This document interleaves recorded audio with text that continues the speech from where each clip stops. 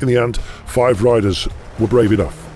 Plankert from Alpecin, Bull from Euskaltel, Lastra from Kaya Roral, Van Hoek from Lotto Soudal, and Magnus Cort Nielsen, stage winner from stage 6. Well, the nerves were on display. It was a tightly packed peloton when the climbing began. Minute and 53 was the gap when a touch of wheels brought down many. Embarrassment more than anything else, but a reminder of how fickle this race can be. Just ask Primoz Roglic, of course, who crashed the day prior.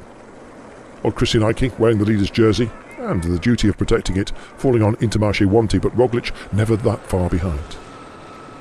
So many teams had options on the day. As a result, there were many who were prepared to keep the breakaway on a shortish leash. And when we came to the penultimate climb and the run to it, it was bound to detonate.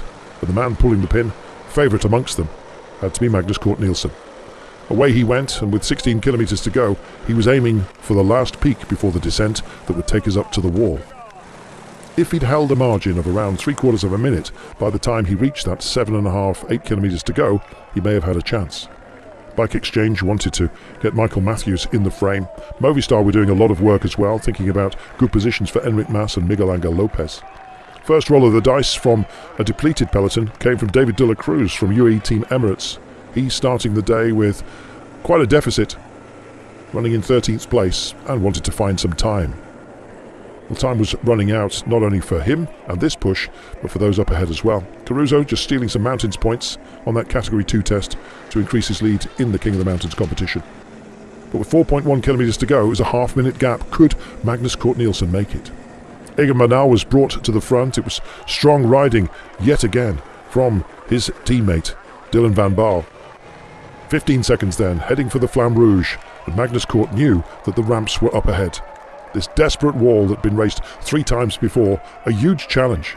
Roglic wanted to go for it and called on Sepp Kuss to offer him a wheel, and then Mas came round and went on the attack.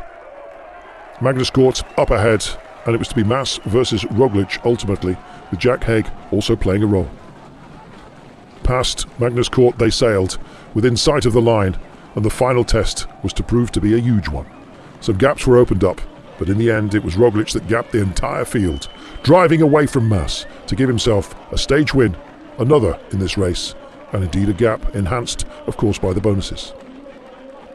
Average pace for the day, 42 kilometres per hour on rolling terrain, in the heat, around 31 Celsius.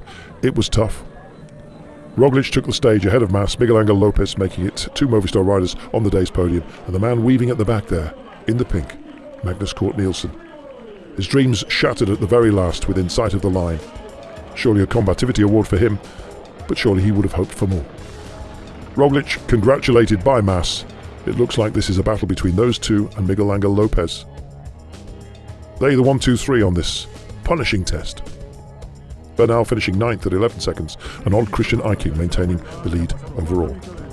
But for how long? Roglic with his second stage win,